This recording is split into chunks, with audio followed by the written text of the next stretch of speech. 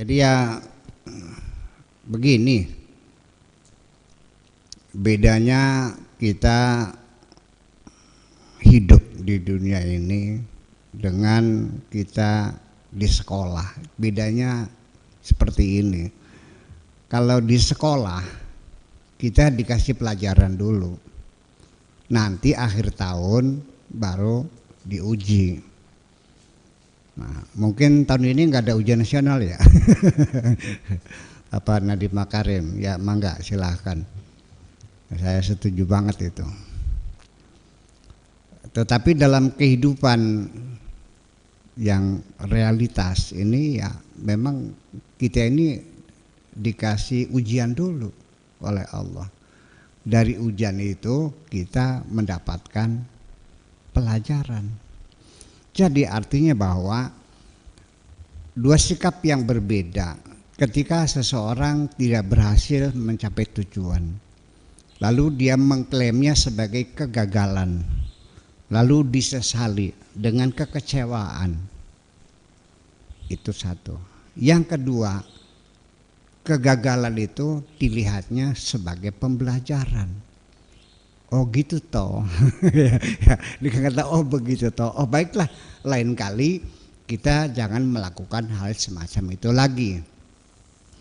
Dari kegagalan yang kita alami atau cita-cita yang tidak tercapai, di situ kita melakukan evaluasi.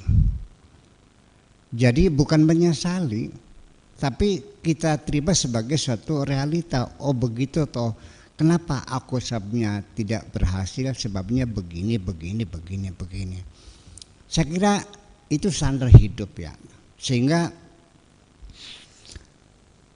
kegagalan itu adalah sebagai pembelajaran. Jadi kita dikasih ilmu juga terima kasih dong.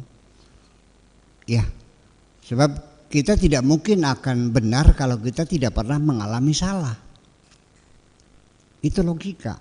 Tidak mungkin kita tahu benar kalau kita tidak pernah tahu yang salah.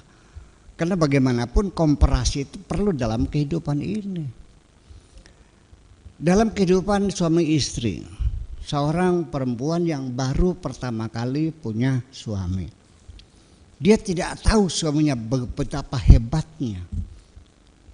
Ya, karena tidak punya perbandingan. Iya. Tetapi setelah terjadi perpisahan, baru dia menyesal. Dia tertidur selama ini. Baru setelah istrinya pergi, baru dia menyadarinya. Berbeda dengan seorang janda yang dulunya pernah punya suami yang tidak bagus, dapat ini. Padahalnya beda bagus, lebih sedikit saja lebih baik. Waduh, saya bahagia banget. Nah, itulah sebabnya bisa enggak kita melakukan komparasi dengan fakta alternatif atau fakta imajiner? Bisa sebetulnya kalau kita pandai berimajinasi. Ya, andaikan suami saya ini medit kayak apa, andaikan suami saya ini impoten bagaimana, andaikan suami saya ini orang miskin bagaimana. Nah, itu satu. Atau juga membandingkan dengan kehidupan orang yang lain. Ya, ini tentunya menjadi satu biasanya kegemaran ibu-ibu juga biasa kalau sore hari zaman dahulu kala ya, sekarang mah udah nggak ada. Sambil petanan tuh mencari kutu itu biasa berbaris, itu sering bercerita, tukar pikiran, tukar pengalaman masing-masing ya. Nah, suami kamu mah enak, duitnya banyak ya, tapi galak. Yang cerita lagi, suami saya mah nurut ya, tapi ya duitnya nggak punya, gitu. Suami saya mah pinter, tapi udah tua. Nah, macam-macam lah seperti itu. Ada plus dan minusnya. Saya kira perlu kita dengan dengan perbandingan imajiner sajalah. Sebab kalau kita bercerita begitu kan artinya ya kurang nyaman juga sih, masa suami sendiri diceritakan orang lain sih. Dan itu selama ini kan merasanya tidak begitu berbahaya, padahal berbahaya loh menceritakan tentang keadaan rumah tangga sendiri kepada orang lain tuh. apalagi hal yang sangat rahasia. Saya kira begitu.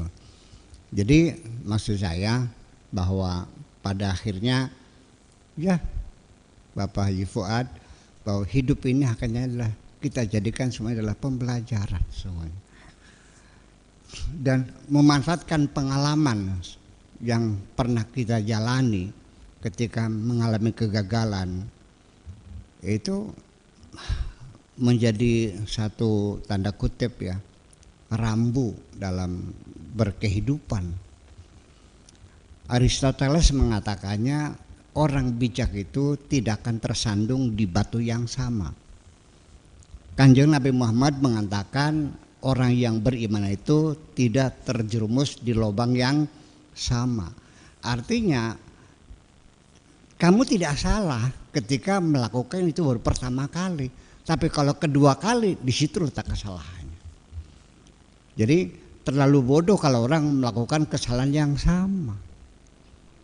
Setiap kesalahan jadi pelajaran, keberhasilan juga pelajaran, semuanya adalah pelajaran. Makanya kesimpulan saya, kehidupan ini hakikatnya adalah pembelajaran. Saya kira begitu.